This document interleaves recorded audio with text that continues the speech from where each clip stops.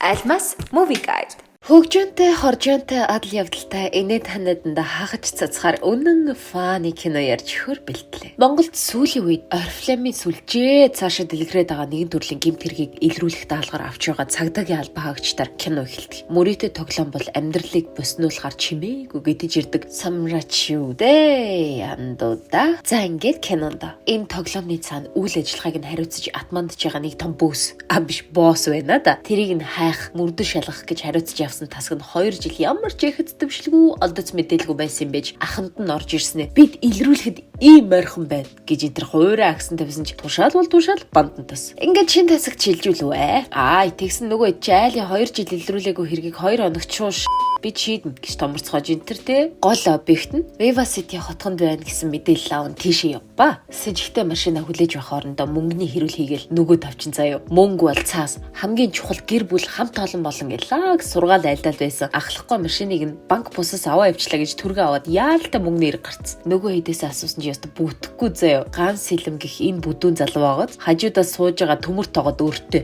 Нөгөөх нь өрөө нэгтэл Батбаатараас авч үйж чиний өрийг өгнө штэ. Өгөөч чи гэсэн чи өнөөх нь ичин орвоос мөнгө авчиж өгнө гэж наас. Тэгсэн ахлахтаа мөнгө зээлээд аваагүй байгаа гэд яртал. Явж төмөр тоогоо ахлахтаа өртөөч багш. Гахааны үлгэр юм уу хайшин тий. Энэ хідэн донд эргэлцсэн мөнгө цайранаас. Ингэж өөр ширээ ярилцчих хоорондоо л үжээ нөгөө машин нэрээ зогсчихсон сууж ирсэн сэжигтнүүдээ алдцөө байхгүй. Салж яваад хайд юм байгаас. Ахалхан төмөр тоогоотой явж байгаад нотой ноцтой харагдсан 2 нөхрийг тооч хөллөө шүү. Яаж хэртэд байх вэ? Баригдчих штэ. Тэгэл эсрэг талд нь хээж ордгоо ямар ч мөнгө олдгоо хоолны газарт ажиглалт хийл. Бас яаж зүгээр суух уу гэд байгаа бэлэн буузыг нь захиалтал. Богино холбоогоор нөгөө 3 үлсгэлэн чоннууд чи сонсчлгүй яах вэ? Тэгсэн дахиад алдцөө.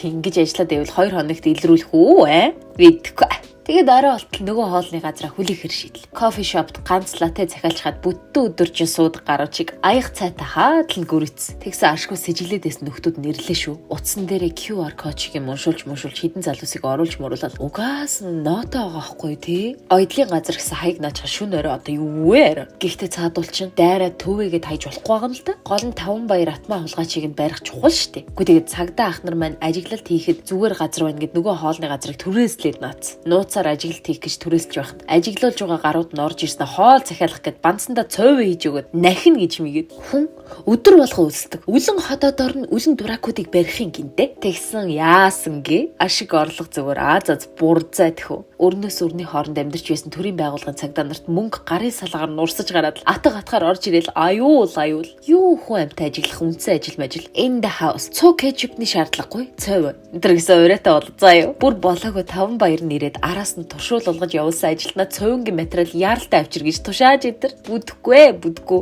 нөгөөх нь эргэж ирээд цагдаагийн ажлаа хийгээч та нар юу ч хийхгүй юм гэсэн нөгөө дөрөв мөнгөний амт хөдөлмөрийн үнэрт айхтар орсон байдаг шүү. Юу ч хийгээгүй гинэ чи гээл хэвээр бүгд in the house-нд хариуцсан ажлуудад тайлагнаж уйлтал. Мөнгө юу юм бэ? Цаас мас гэж томроод байсан ахлахгүй хэдэн цаас нь хаа юм бэ? Тийм биз дээ гэж гисэн уйлж умжаад. Маргааш нь ойдлын газраас сүргэлдэр цовь авъя гэд бөөс сүрүүлсэн гарууд. Ичкого явуулсан ч мөрөөдө тоглоом тоглодог гэх үнэр чалга гэд төрөөд ирсэн. Динийг юм уу хайшин. Хуулиндаа хоройтой үйл ажиллагаа юм чи нууцаар үлдэгдэн штэ. Ичин нөрвөө. Энэ хэрэг дээр 2 жил ажилласан тасгийн ахмад нөгөө тавыг чинь бол бид нар өөрсдөө эргээд ажиллаа авна гэж мэгэд манай хидийг хямраагаад болцгоо энтер гэж ярилцж яхад ойдлын газраас байнга орж иж хоол захиалаад байдаг жижигрүүлсэн том хүн байдэн штэ. Тэр нөхөр цовингийн мөнгө бэлнэр өгөх гэж байхдаа хармаанаас мөрөөдө тоглоомны хасаа унгаад нэг рүүгээ нөгөө талын хүндээ мэддэхгүй дамжуулж байгааг нь л харчих. Ваа та.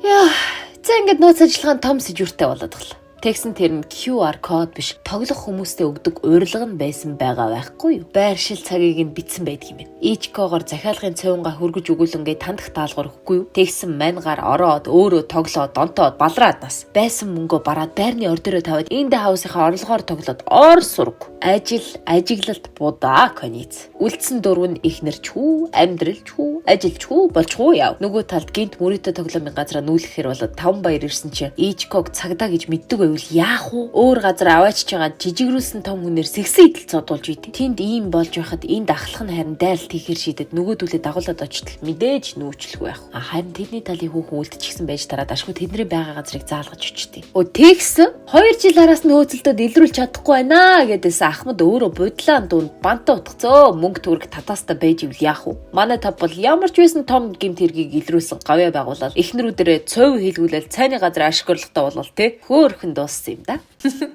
Альмас Movie Guide.